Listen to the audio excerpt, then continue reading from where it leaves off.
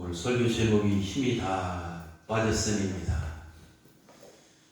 제가 일주일 동안 육신적으로 피곤이 풀리지 않아서 뭔지 모르겠어요. 육신적으로 힘든 한 주를 보냈습니다. 어제 밤에 잤는데 몸이 내 생각하고 떠 있는 것 같고 엎치락 뒤치락 하면서 몸 컨디션도 자면서 피곤함을 느껴서 오늘 내가 설교를 해야 되는데 하면서 주여 내 힘이 빠지지 않도록 나에게 능력을 부어주셔서, 그리고 우리 한 식구보다 먼저 오면서 여보 오늘 날 위해서 기도해줘 이렇게 했습니다. 전 목사도 육신적으로 또 만면에서 부족하고 연약한 사람입니다. 생각날 때마다 저를 위해서 기도해 주시고 또 저도 여러분들을 위해서 기도해서 정말 이 짧은 한 세상 하나님께서 허락하신 그 뜻대로 살면서 하나님의 영광을 돌리며 행복하고 의미 있는 제자의 삶을 살아가시기를 주님의 이름으로 축원합니다. 이번 주 화요일, 내일 모레는 현충일입니다. 조국을 지키다가 순국한 이 선열들과 전몰 장병들의 희생과 넋을 추모하는 날입니다.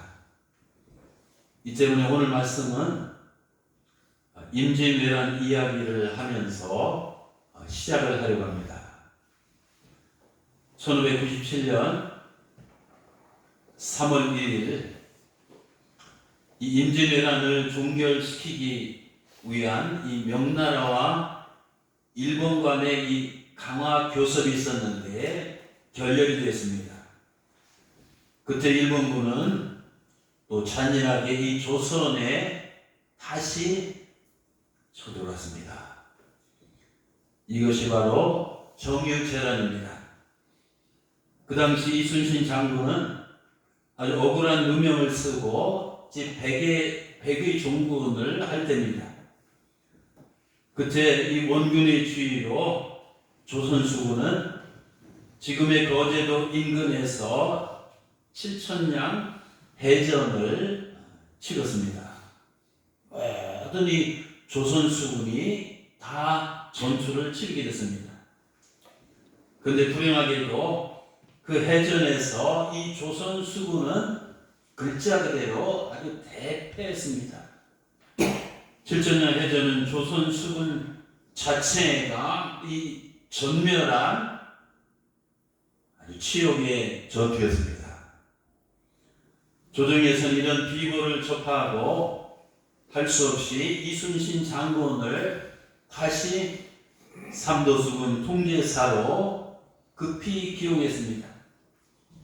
1597년 8월 3일 이순신 장군은 통제사로 임명이 되었지만 수군도 배도 거의 없는 이 최악의 상황을 떠안게 됐습니다. 그 당시 기록에 보면 남아있는 조선 수군은 고작 군관이 9명, 또 병사가 6명 뿐이었습니다. 여러분 어떤 상황인지 아시겠죠?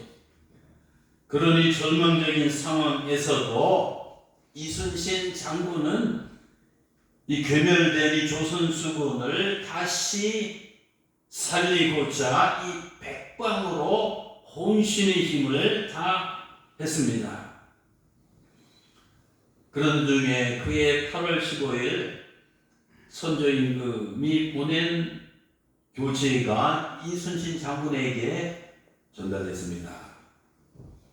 그 교제를 쭉 받아본 순간 이순신 장군의 얼굴은 글자 그대로 흑빛으로 변하였습니다.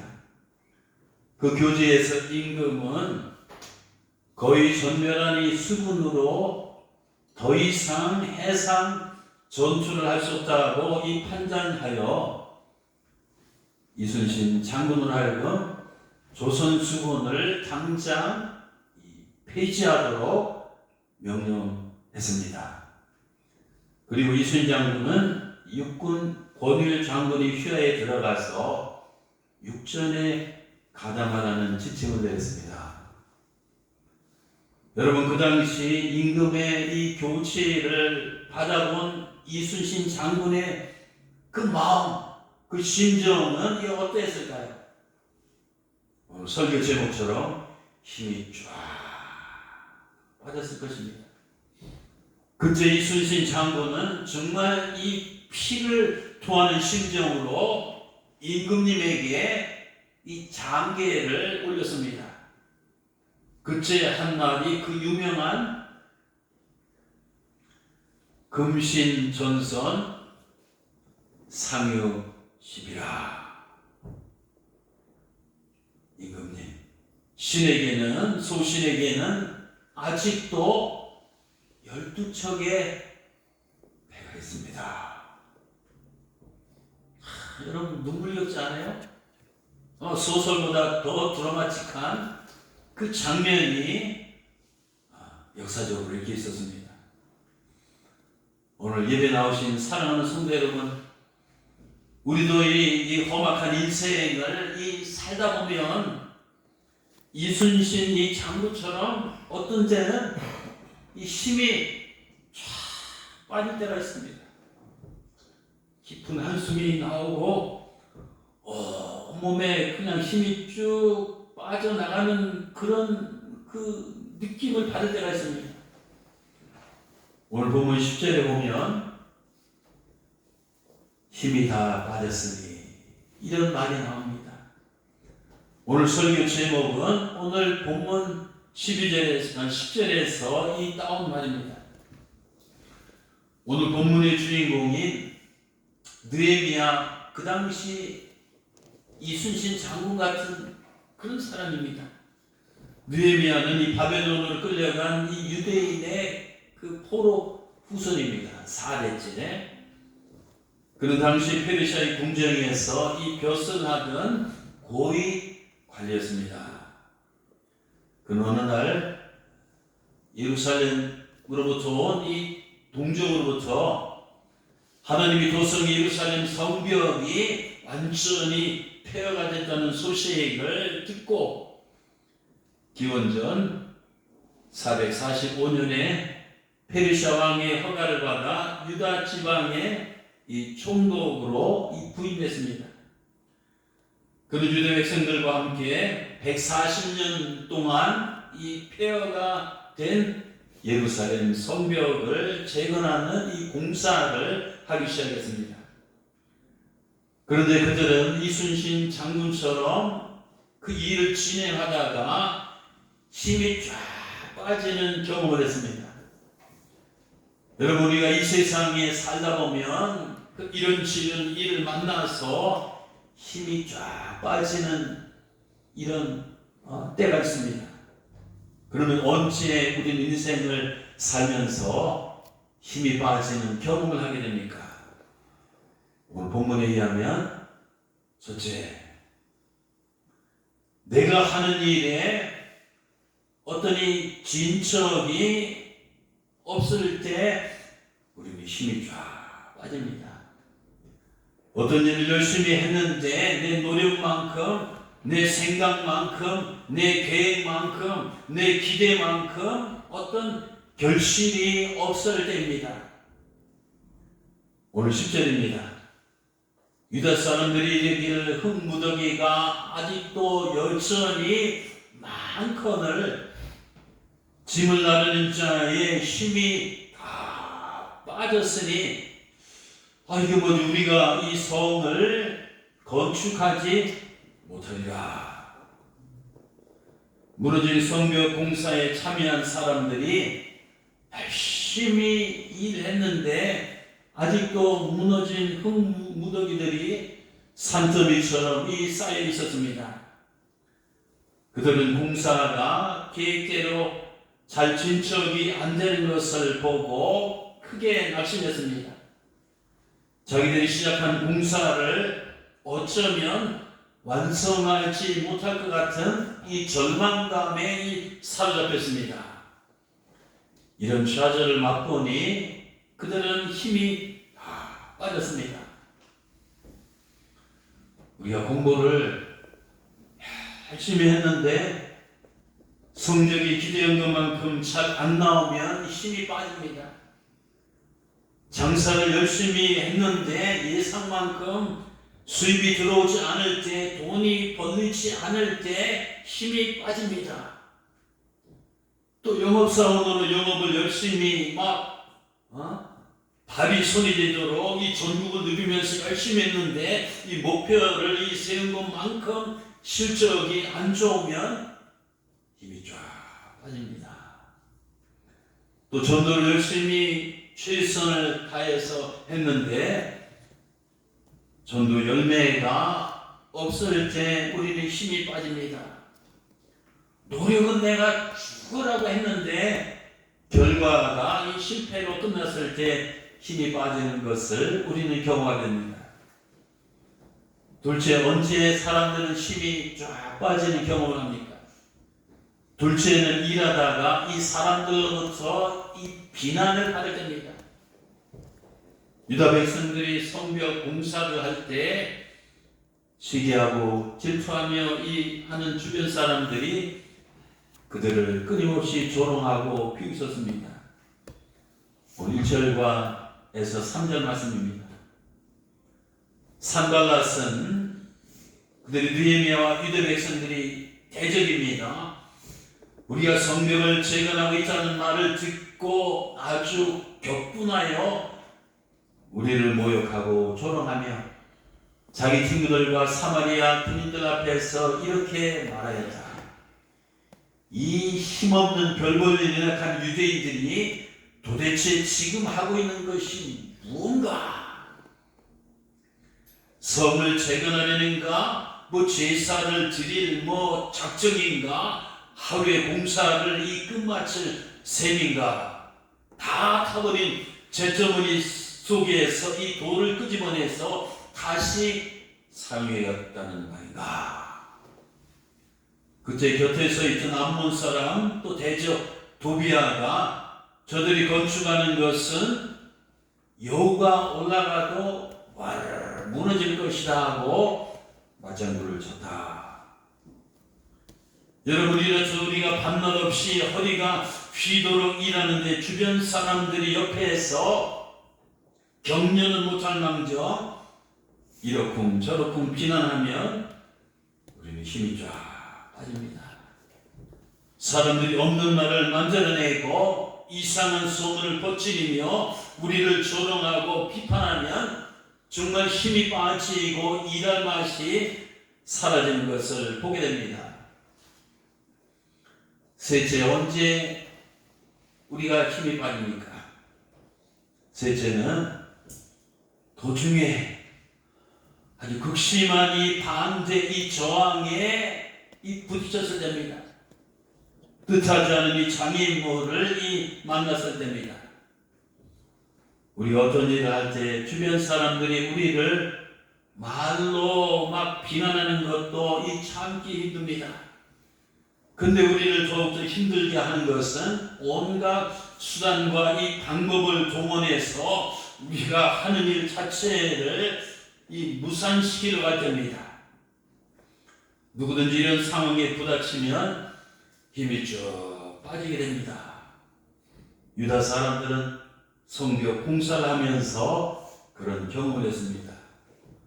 그들의 원수들은 이 칼과 창으로 그들의 생명을 위협하고 죽이고 이 공사 자체를 무산시키려고 집요하게 획책했습니다. 오늘 11절입니다. 우리의 원수들은 지도새도 모르게 급습히 쳐들어와서 우리를 죽여서 우리가 하는 일을 아예 못하려고 음모를 꾸미고 계획을 하고 있었다. 여러분, 지도자 느헤미야와 그를 따르던 백성들은 초토화된 예루살렘 성벽을 다시 세우는 이 대공사를 시작했지만 생각만큼 일이 잘 진척이 되지 않았습니다. 이 산더미처럼 쌓인 돌무더기를 보면서 그들의 걱정과 이 근심도 산점이 많았습니다. 또 시기하며 질투하는 원수들이 그들이 하는 일을 끊임없이 비난하고 조롱했습니다. 또 또는 가짜 뉴스와 악의적인 소문들이 그들의 마음을 심란하게 만들었습니다. 심지어는 대적들이 갑자기 급습해서 그들을 죽이고 공사 자체를 붕괴시키려고 하였습니다. 때문에 그들은 밤낮으로 두려움과 공포 속에서 초긴장을 하며 일하지 않으면 안 됐습니다. 이런 삼중으로 힘든 상황에 부닥친 그들은 정말 힘이 쫙 빠질 수밖에 없었습니다. 사랑하는 성도 여러분, 그런 최악의 이 상황에 처했을 때 그 당시 그 이순신 같은 리더인 느헤미야와 이 백성들은 어떻게 했습니까? 그들은 어떻게 그들이 직면한 이 위기를 돌파했을까요? 오늘 느헤미야 4장 16절에서 23절에 보면 그 당시 그들이 어떻게 행동했는지 아주 소상하게 기록되어 있습니다. 한번 보시기 바랍니다. 그때부터 내수와 사람들 절반은 일하고 절반은 이 전투복이 갑옷을 입고 창과 이 방패와 활을 가졌고 민장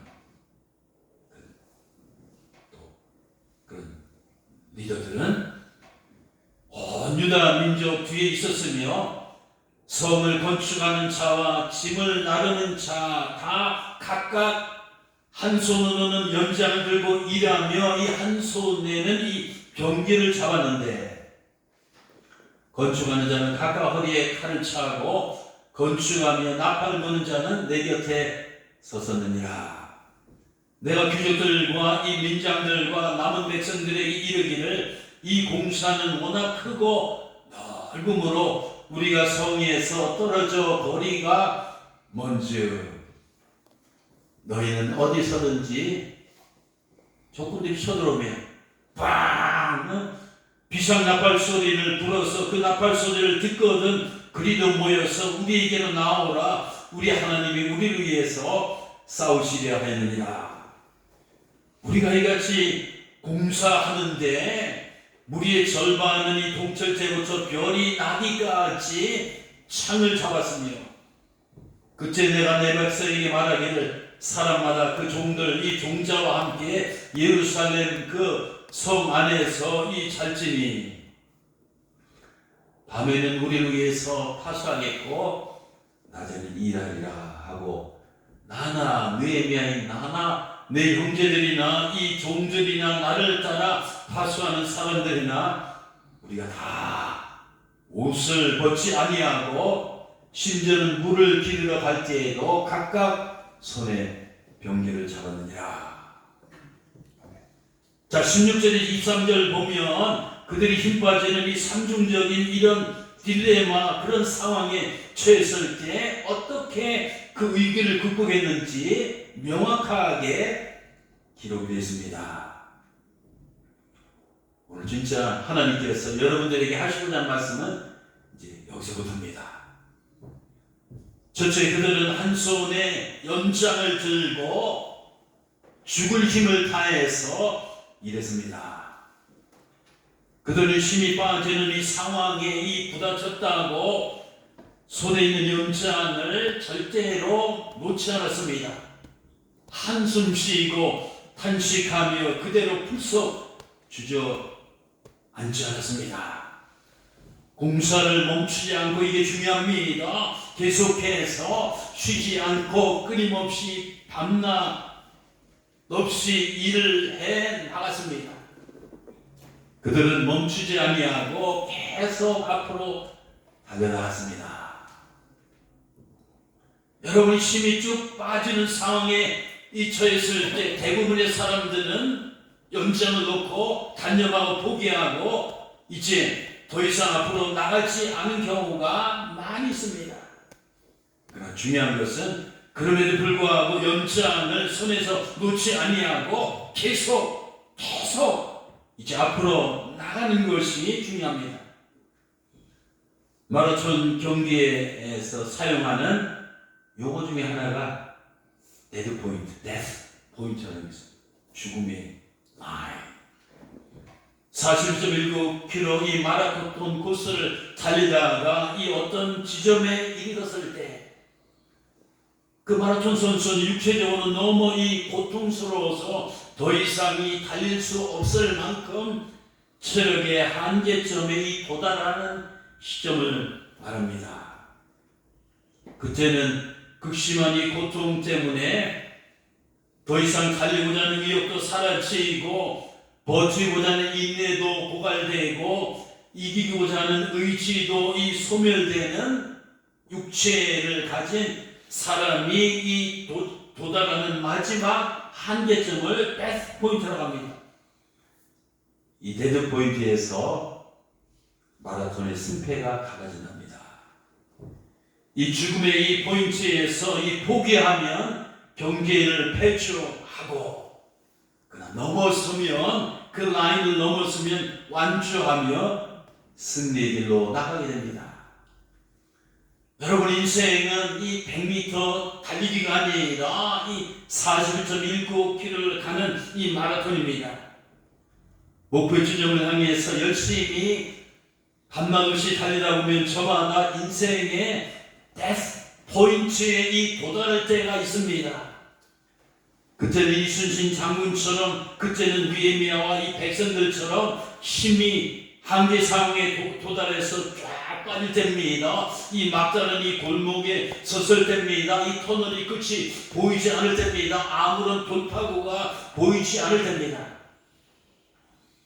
그때 우리는 손에 든 연장을 내려놓고 주저앉으면 안 됩니다. 힘들더라도 한 걸음이라도 아니 반 걸음이라도 이 내디게 됩니다. 어떤 때는 지렁이처럼 이 짓밟힘을 당했어도 이 꿈틀거리며 눈곱만큼이라도 이 앞을 향해서 나아가야 됩니다. 그 눈곱만큼의 이 몸부림이 얼마나 더디건 얼마나 미미하든 얼마나 시시하든 내 인생을 이 패배의 수렁에 빠지지 아니하고 결국 승리의 고지로 이끌게 됩니다. 몸부림치지 않고 그대로 멈추면 내 인생도 거기서 그대로 멈추게 됩니다.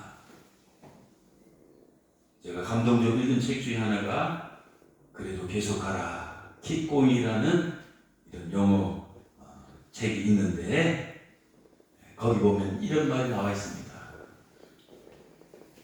삶은 그저 사는 게 아니라 저절로 사라지는 것이 아니라 이 삶은 의지를 갖고 믿음을 갖고 뭔가 이 살아내야만 하는 것이다.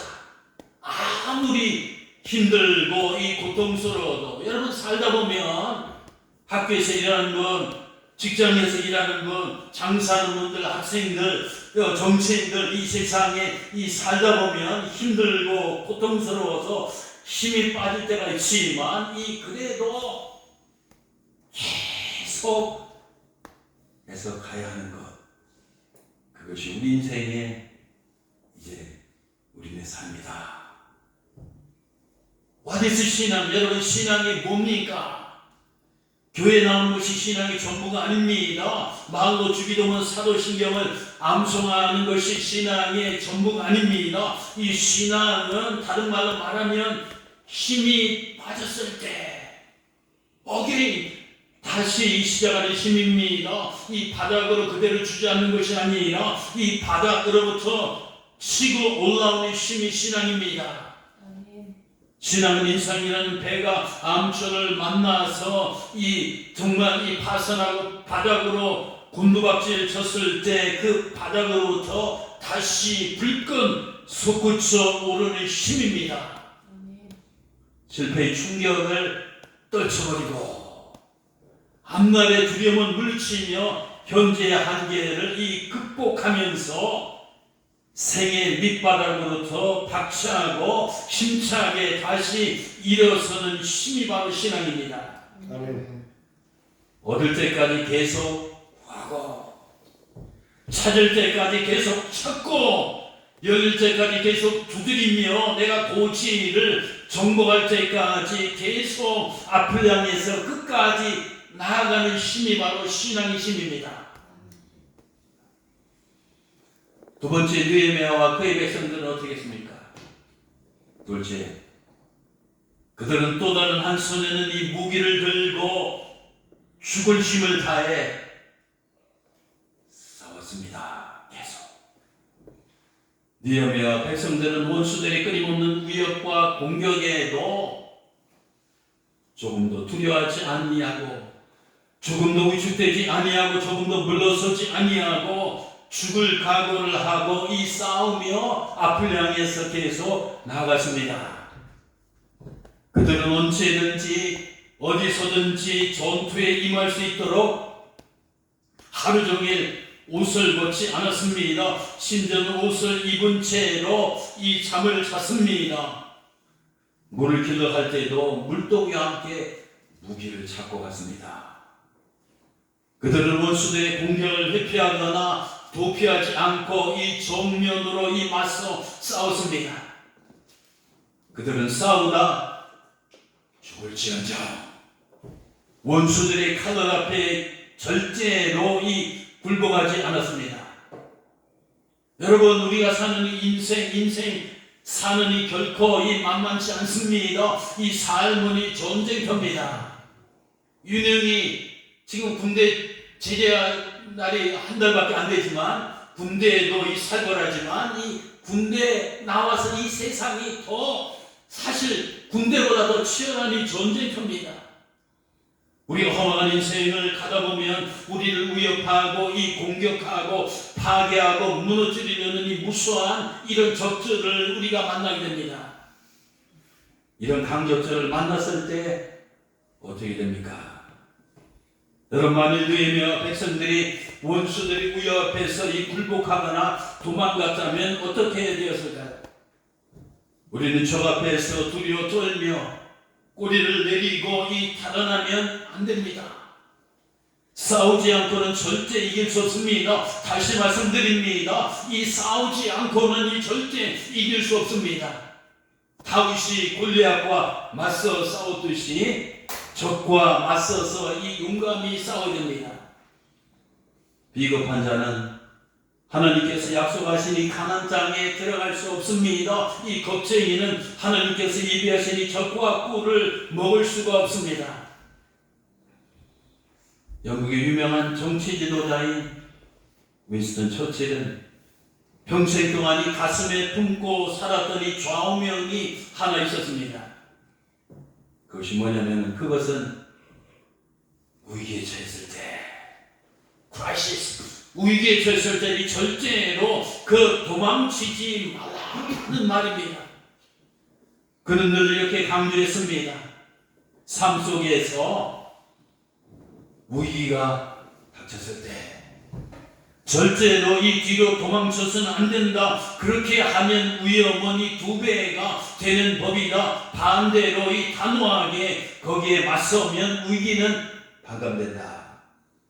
절대로 도망치지 말라. 그렇습니다. 용감한 자에게는 위기가 기회가 되지만 비겁한 자에게 위기는 도피처가 됩니다. 누가 이런 말을 했습니다. 역경을 피해 도망친 곳에 낙원이란 없다. 포기여 나에게 오라, 내가 너를 포기시킬 것이니 실패여 나에게 오라, 내가 너를 실패시킬 것이다. 주님께서 말씀했습니다. 요한복음 16장 33절입니다. 너희가 세상에서 환난을 당하나 강하고 담대하라. 환난이나 위기를 보고 도망가라 하지 않았습니다. 이 강하고 담대하라. 내가 세상을 이겼노라. 성도 여러분, 강하고 담대하게 적들과 싸우며 문제를 정면으로 돌파하며 앞으로 나갑시다. 아멘. 주님께서 반드시 이기게 해주실 것입니다. 아멘. 승리는 우리 것입니다. 기억하시기 바랍니다. 삶에 맞서서 이 용감히 싸우는 자에게는 운명은 길을 보여주고 세상은 문을 열어주며 하늘은 성을 정복하게 해줍니다. 마지막 세 번째입니다. 어떻게 힘이 빠지는 상황에서 느헤미야와 백성들은 어떻게 했습니까?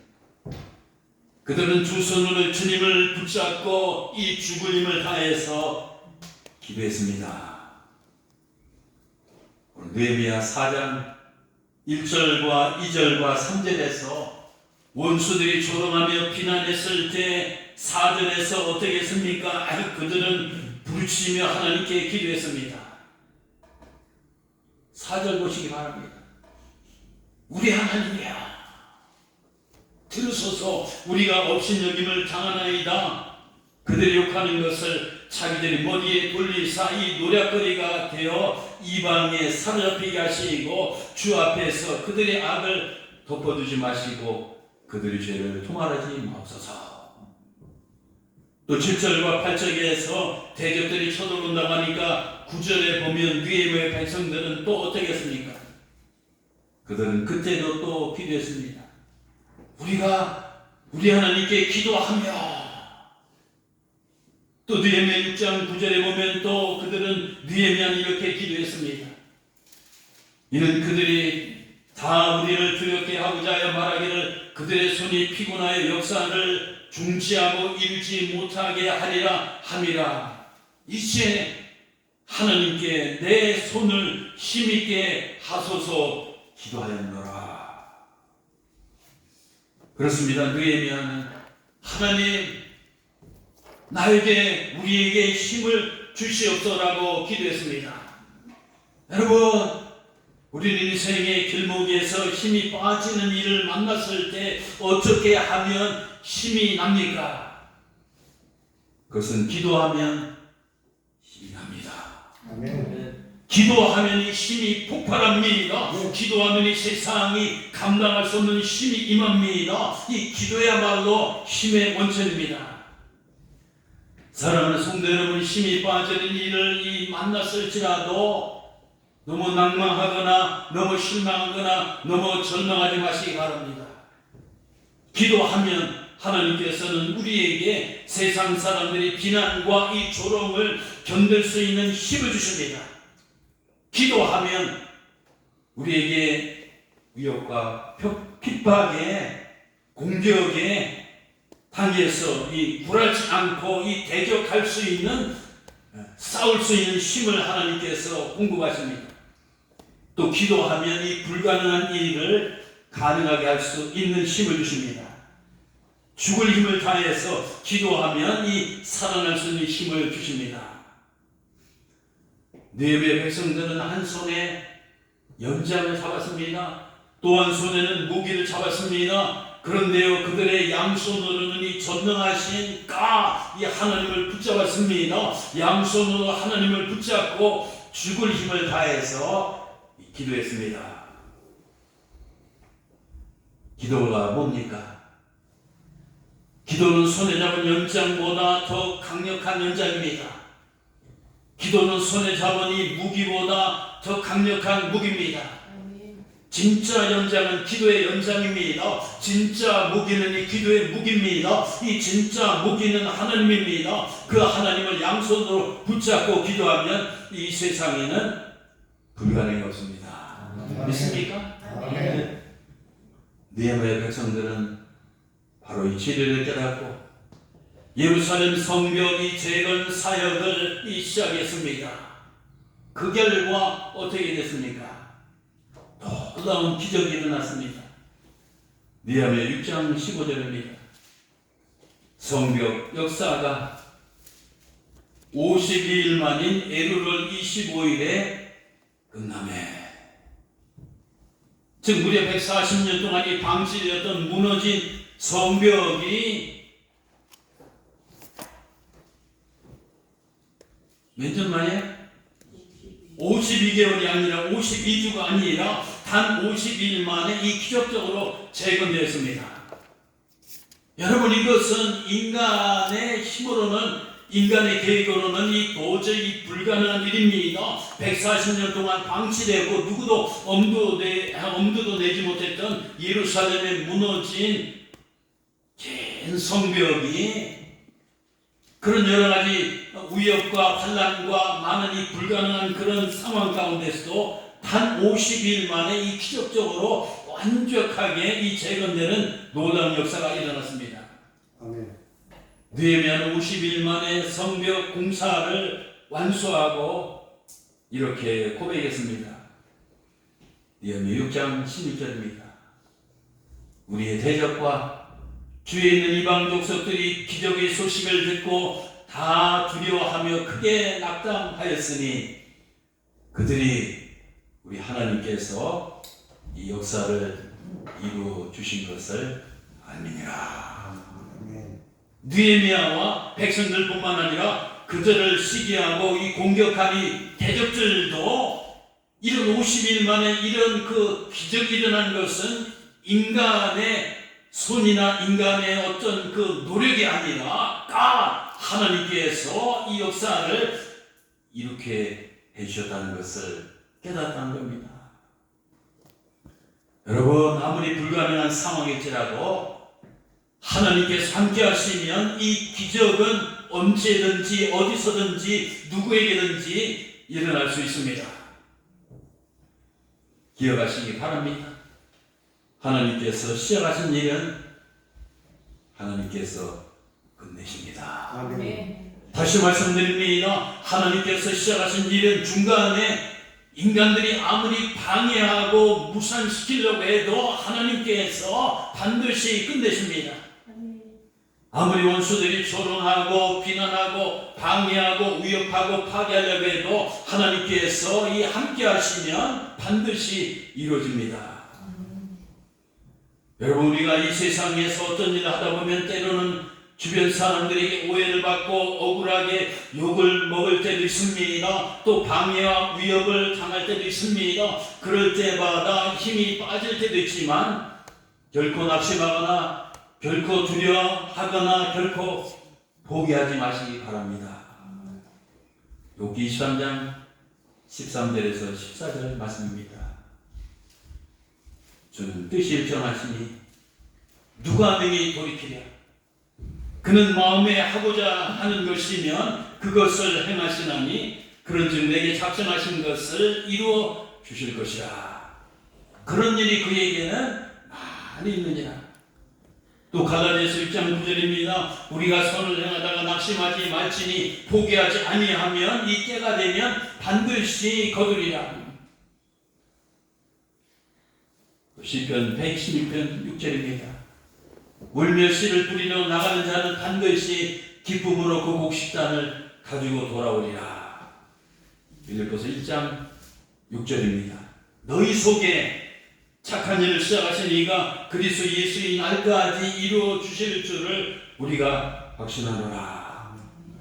여러분, 우리가 일하다가 힘이 빠졌을 때 그 일을 끝내기 위해서는 한 손에 연장만 잡고 있으면 안 됩니다. 다른 손에 무기만 잡고 있으면 안 됩니다. 우리의 일을 최종적으로 끝내게 만드는 것은 연장도 아니고 이 무기도 아니고 바로 기도입니다. 바로 우리들의 손에는 지금 그 기도의 무기가 들려 있습니까? 기도의 무기를 손에서 절대 한순간도 놓지 마시기 바랍니다. 우리가 아무리 어려운 문제를 만났어도 기도의 무기만을 확실히 잡고 있으면 문제가 안 됩니다. 다 해결됩니다. 다 이길 수 있습니다. 다 성취할 수 있습니다. 우리 전쟁과 같은 치열한 이 삶의 한복판에서 기도의 무기를 들고 싸우며 나아가는 여러분들에게 기적 같은 승리가 일어나기를 주님의 이름으로 축원합니다. 아멘. 기도하시겠습니다.